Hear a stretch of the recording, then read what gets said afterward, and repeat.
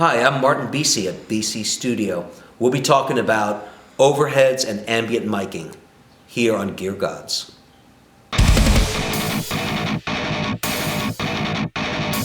So when it comes to overheads, one thing I have no use for, and I don't even really understand why people do it.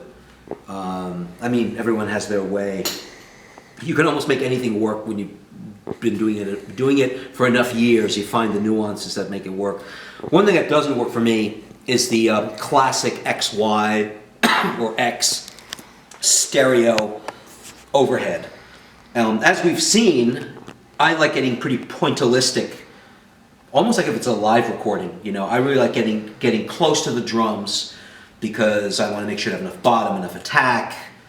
Definitely I get enough personality from the room mics, which I also add, and you know how it sits in the mix.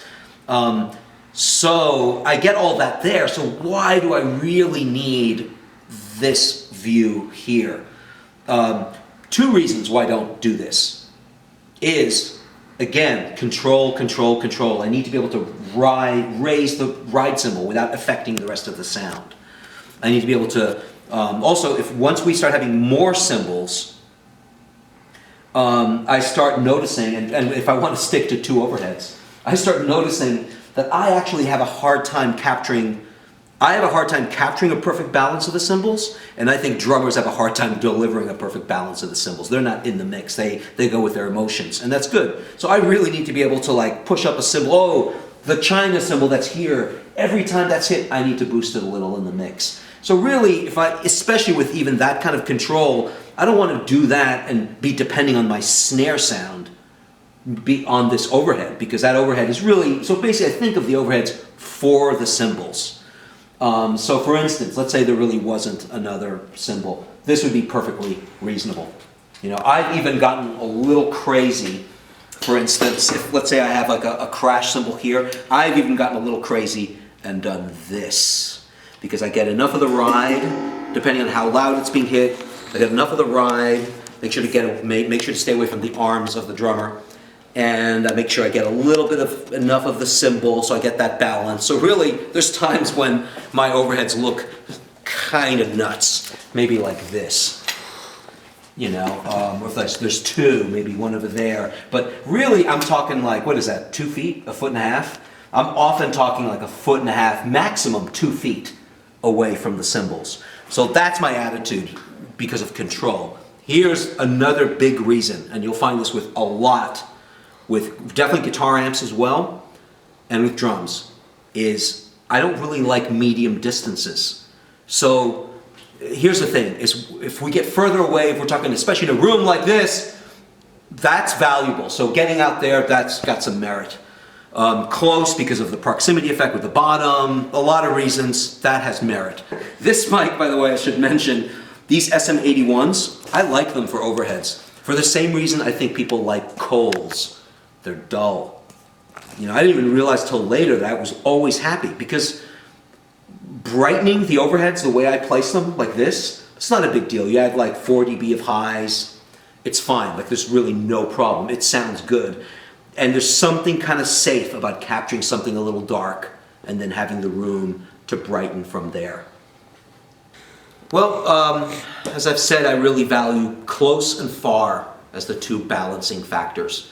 With the room mics, this is an example of where I would place it for a fast tempo, because I think that's significant. One thing you don't want is for a fast tempo, for the room mic to be so far away that that distance is compromised by the space between the notes. So basically, the slower the tempo, depending on the vibe of the music, the further you can. It's even useful to have room mics. So this is an example. What is that like? I guess that's 15 feet. I know it's getting pretty. I'm splurging here, but that's 15, 17 feet. That would be for a fast tempo. I still want it to be a room, so it's not a really tight thing. That's the distance. It's funny because in this case, since it's relatively close by my standards, I'm raising the mic, so at least I get a little extra reflection from the concrete floor. If I get further away, by the way, I will go as far back as like where all that junk is back there. So that's like maybe that's really like 35 feet from the drums. That's for like faster tempo. I'm sorry, for slower tempo, doom, if someone's going boom, boom, plop, boom. I mean, you can do 40 feet if you can. If you don't have the 40 feet, take advantage of corners. If you have like a smaller space, if you have a corner that you can be around, so the sound can actually travel around a corner and you get more special reflections.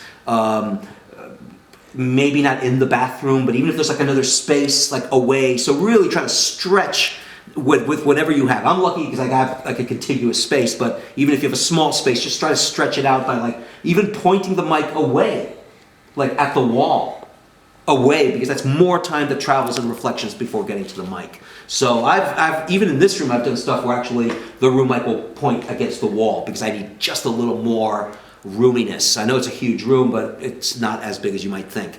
Another thing I mess with is I don't try to get the two room mics samey. So I don't even go for the same equal distance. I actually don't go for the same kind of mic. So I like two room mics on purpose, two different kinds of mics. Why not have two different options?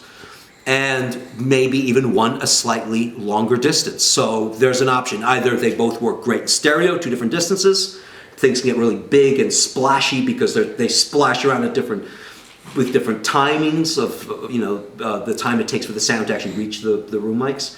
Or for that matter, even if we go with one room mic, then there's two options. One a little closer, one a little further.